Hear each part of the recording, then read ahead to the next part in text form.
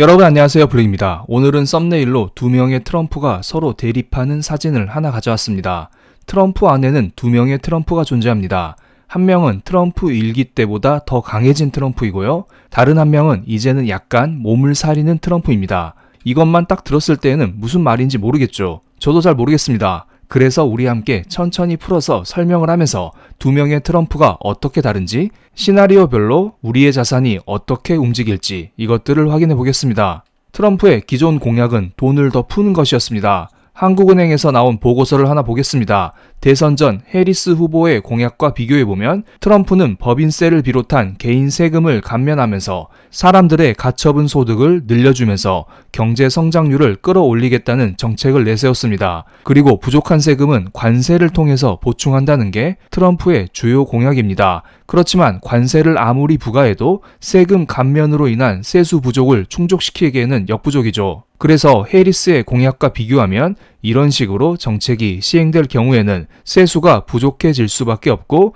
결국 향후 10년간 재정 적자가 7조 5천억 달러 증가될 전망이라고 합니다. 트럼프 일기 때에는 재정 적자가 7천억 달러 수준이었고요. 그 이후 바이든 정부 때 매년 1조 달러 이상 늘어나면서 현재는 1조 8천억 달러의 재정 적자가 있는 상황입니다. 그런데 트럼프의 정책을 시행할 경우에는 앞으로 여기에서 7조 5천억 달러의 추가적인 재정 적자가 발생한다고 합니다. 바이든 때보다 적자 규모는 적어 보이지만 그래도 누적 재정 적자 기준으로는 상당하죠. 이것은 지난번에 설명드린 자료인데요. 트럼프는 재정 적자가 발생한 만큼 국채를 발행하여 이를 충당할 것으로 보입니다. 재정 적자를 일으킨 만큼 미국 경제는 더더욱 강해질 수 있지만 이 과정에서 국채 발행으로 인하여 국채 금리가 상승할 수 있습니다.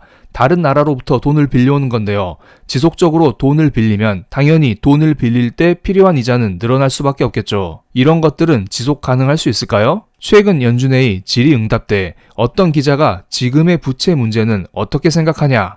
바이든 정부에서 돈을 풀고 있는데 이거 괜찮냐? 이러한 질문에 파월 연준 의장은 우리의 정책은 지속 가능하지 않지만 현재 상황은 관리가 가능한 수준이다. 이러한 대답을 했습니다. 저는 파월의 말에 답이 있는 것 같습니다.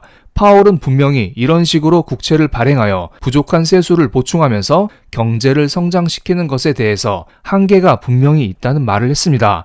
그런데 언제까지 가능하냐? 언제부터 불가능하다. 이런 말까지는 안 했죠. 이것까지 정확히 알면 신이겠죠. 미국의 10년물 국채 금리를 보겠습니다. 트럼프 일기 때에는 재정 적자 규모도 크지 않았고요. 이때 당시에는 물가 상승률이 낮은 디플레이션 시대였습니다. 그렇기 때문에 트럼프가 재정 지출을 과도하게 일으켜도 큰 문제가 되지 않았습니다. 이때 당시 국채 금리는 3%까지 오르다가 이내에 곧 바닥으로 내려가 버렸습니다. 그런데 지금은 다릅니다. 바이든 정부는 트럼프 일기 이상으로 돈을 찍어내면서 시중에 유동성을 공급했습니다.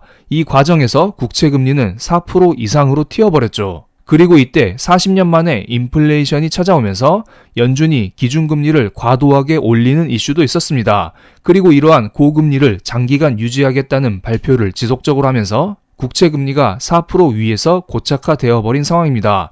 이런 상황에서 만약에 트럼프가 돈을 더 풀어버린다면 현재의 국채금리는 당연히 더 오르지 않을까요? 그리고 더욱더 큰 문제는 인플레이션의 부활입니다. 40년 전에도 물가가 쌍봉을 찍었던 적이 있었는데요. 그때 당시에도 물가를 한번 잡은 이후 연준에서 방심하고 기준금리를 내리고 돈을 뿌렸다가 다시 물가가 이렇게 튀어 올라 버렸었던 적이 있었죠. 만약에 트럼프가 공약대로 재정 지출을 늘리게 되면 국채 금리는 지속적으로 올라갈 것이고요. 이것을 감당 못한 연준에서 울며 겨자 먹기로 양적 긴축 중단, 양적 완화 재개라는 카드를 꺼낼 수밖에 없지 않을까요? 현재 기준금리를 내리고 있음에도 불구하고 10년물 국채금리는 계속 오르고 있잖아요. 단순히 기준금리를 컨트롤해서는 장기 국채금리를 조절할 수 없는 상황입니다. 현재 연준의 자산을 보면 양적 긴축을 통해 2조 달러 정도 유동성을 흡수한 상황인데요. 만약에 국채금리가 계속 오르게 되면 어쩔 수 없이 연준은 유동성 흡수를 중단하고 다시 장기 국채를 매입하는 양적 완화 카드를 꺼낼 수밖에 없을 거라 봅니다. 물론 트럼프라면 이것을 유도하기 위해 더욱더 재정 지출을 늘릴 수 있을 거라 봅니다. 그런데 이렇게 되면 최악의 상황으로 흘러갑니다. 기껏 잡아놓은 인플레가 부활할 수 있거든요. 이런 시나리오가 진행되면 우리는 파월의 입을 더더욱 주목해야 할 것으로 보입니다. 최근 연준회의 때 내년 금리 인상 계획에 대해 묻는 질문에 대해서는 파월은 지금 상황에서는 금리 인상 계획은 없지만 시장이 급변하기 때문에 100%까진 아니다. 이런 대답을 했죠. 만약에 인플레이션이 심해진다면 연준은 양적 완화를 하면서 동시에 기준금리를 올리지 않을까요? 무언가 단기 금리를 높이고 장기 금리를 낮추는 아이러니한 정책인데요. 연준이라면 티가 나지 않게 자연스럽게 할 수 있을 것으로 보입니다. 어떻게 보면 지금도 양적 긴축을 하면서 동시에 금리 인하를 하고 있으니까요. 혹시 금리 인상이 가시화되거나 금리 인하 사이클이 멈춘다는 신호가 나오면 그때에는 시장이 크게 흔들릴 수도 있을 것 같습니다. 그런데 일각에서는 이런 소식이 나오고 있습니다. 트럼프가 대규모 감세를 공약으로 내세웠지만 막대한 재정 적자 우려, 인플레이션의 재점화 가능성이 있기 때문에 기존의 감세 공약이 후퇴할 가능성이 높고 내부적으로 이것을 논의 중이라는 소식입니다. 제가 영상 초반에 설명드렸듯 현재 미국의 재정 적자가 꽤 많고 GDP의 99% 수준이라고 합니다. 이런 식으로 진행되면 10년 후에는 GDP 대비 재정적자 비율이 160%까지 높아질 수 있다는 전망도 나오고 있기 때문에 트럼프가 공약대로 모두 이행할 가능성이 낮다는 이야기도 나오고 있습니다. 지금은 트럼프가 당선인 신분이고요. 내년 1월 달에 정식적으로 취임합니다.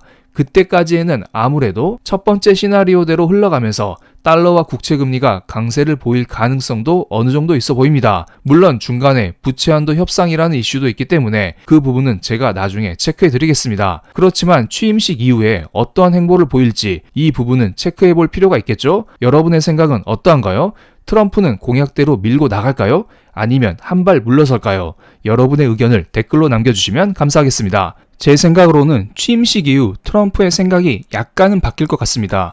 원래대로 트럼프 성격상 그냥 기존의 공약을 밀어붙이려고 했었는데요. 그런데 막상 대통령이 되고 나니 재정 상황이 생각보다 안 좋은 거예요. 만약에 이런 식으로 돈을 더 풀게 되면은 트럼프가 40년 만에 인플레이션을 뒤집어 쓸 수도 있다. 이런 생각이 들기도 합니다. 트럼프가 이런 것은 또 싫어해요. 트럼프는 내가 대통령이 되었을 때 주가가 많이 올랐다. 경제가 많이 성장했다. 이렇게 이름을 남기고 싶어 할 것입니다. 트럼프 일기 때에도 트럼프는 주가 상승의 진심이었거든요. 그렇기 때문에 만약에 트럼프가 대통령이 된 이후 트럼프는 공약대로 진행을 하고자 했지만 약간은 후퇴하지 않을까 이런 생각이 들어요. 그렇다고 공약을 철회할 수는 없겠죠. 공약을 철회했다가는 또 공약 이행률이 낮은 대통령 이런 식으로 기록될 수도 있거든요.